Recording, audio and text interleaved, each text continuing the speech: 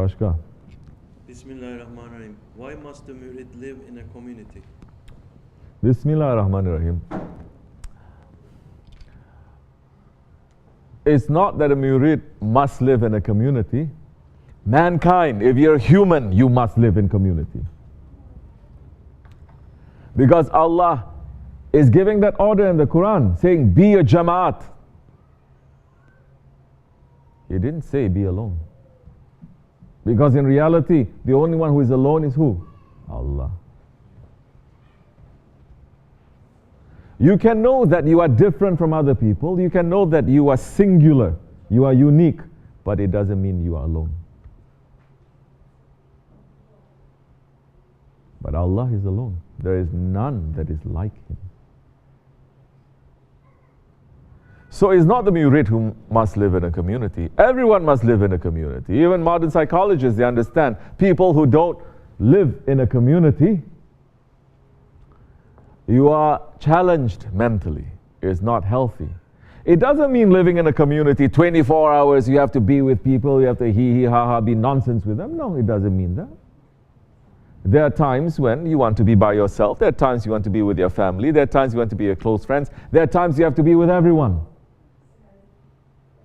But it is important because you don't have a community. If you're not in Jama'at, you will not discover yourself. You will not understand yourself. You will not see yourself. Because Holy Prophet ﷺ is saying what? The believer, he is a what? A mirror to another believer.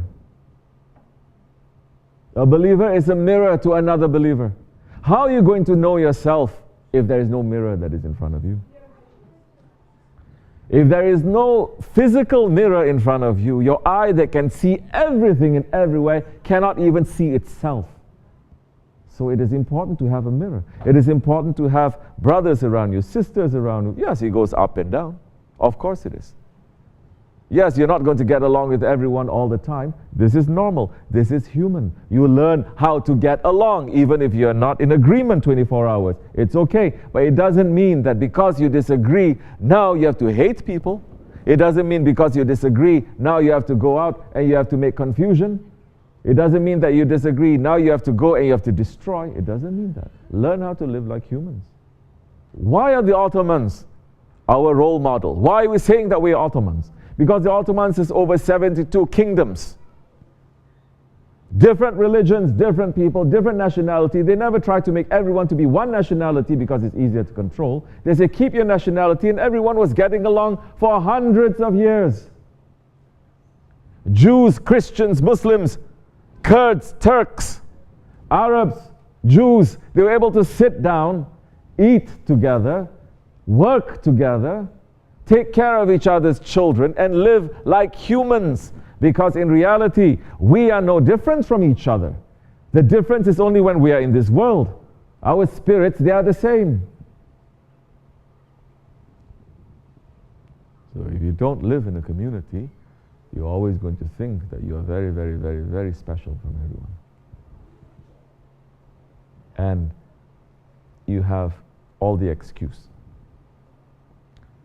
Like I said, I'm not saying that you have to be 24 hours to be with people. I'm a very private person.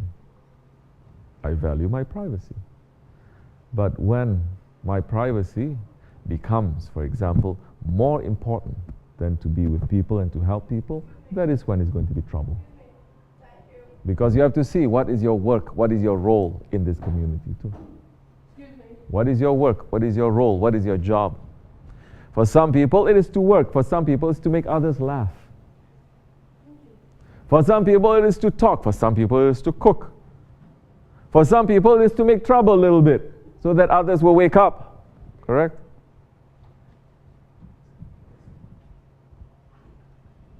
You see, tariqat, it is like that beautiful forest.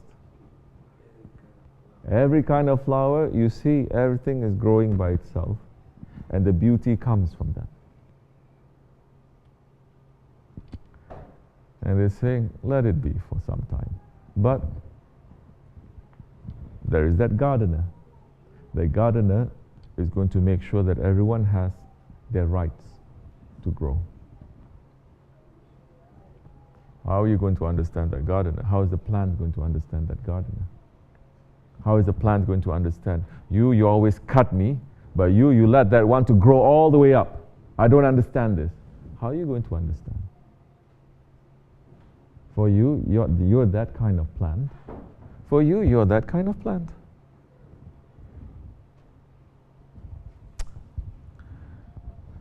Inshallah, the prophets have been sent to their nations, and the prophets have always maintained close ties to their nation, and their nations is a Jamaat. We are created to be in Jamaat.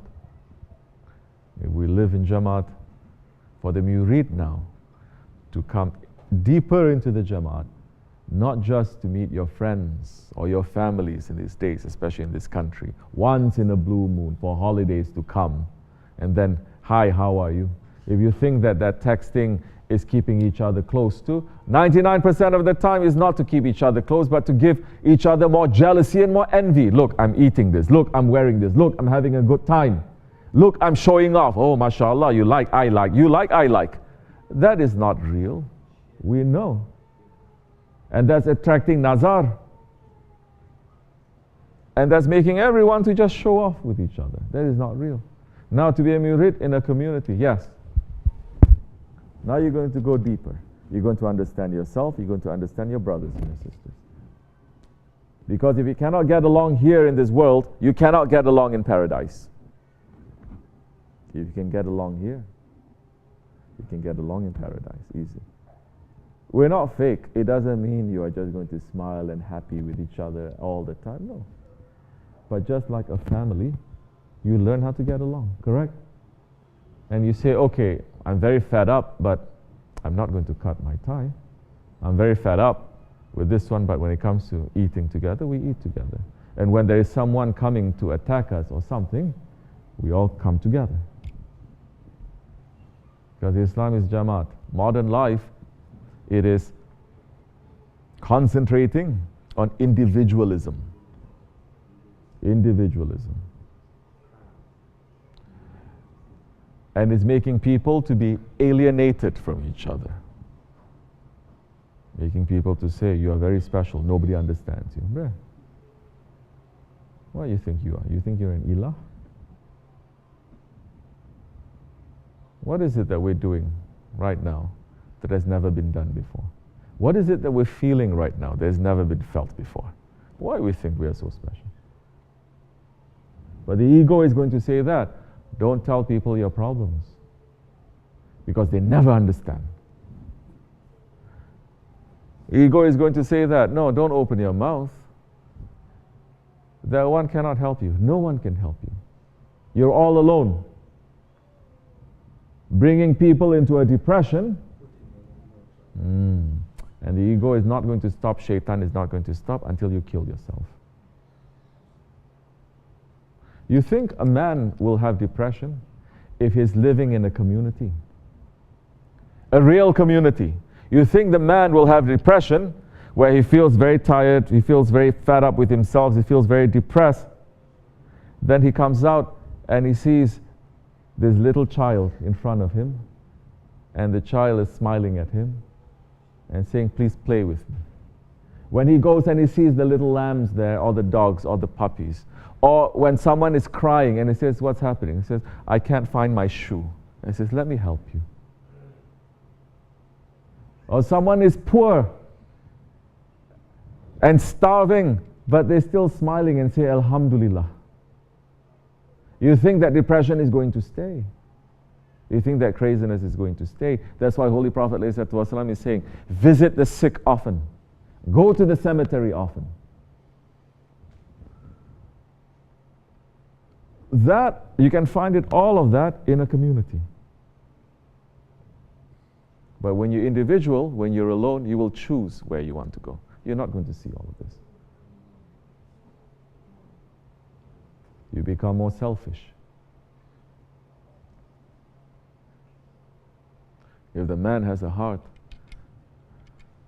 no matter how difficult things are, if he comes out to his house and he sees a cripple, an old man with no legs begging on the street, Because he's so thinking so much, because the people who have depression, they think a lot, don't they?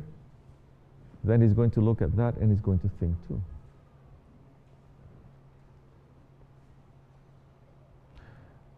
But when the reality of this world is not shown to people with that condition, when in reality people who have depression, everything is given to them. They have enough clothes, enough food, enough friends, enough fun, enough money. But there's something that is missing, because that is something that is coming from their spirit. It is coming from their soul. It is not satisfied, because it is not finding Allah. Because the peace is only coming when you're saying Allah. And when you're finding Allah, if you're on that way of finding Allah, you are going to be in a community. And in that community of finding Allah, then you are going to see so many other different kinds of people with so many needs, so many wants, so many things that they don't have, that you have, that you can help in the way of Allah, that will take you out. Yes, if you don't share, it will become like a fire to you. Correct? That's why zakat. If you don't give zakat, the zakat is going to be what? In the grave, the angels are going to turn your money into gold, but that gold is going to be hot, red hot, and they're going to make that into a necklace, and they're going to make you to wear it, and you're going to burn. That is just property. And if you have things that you have, good things that you have, good thoughts that you have, and if you're not sharing that, it'll become a burden to you. So yeah, you have to share. Share your smiles. Yes, at some times you have to share also your sadness and your depression to those who are able to help. That time they can. Inshallah, may Allah help us. May Allah forgive me.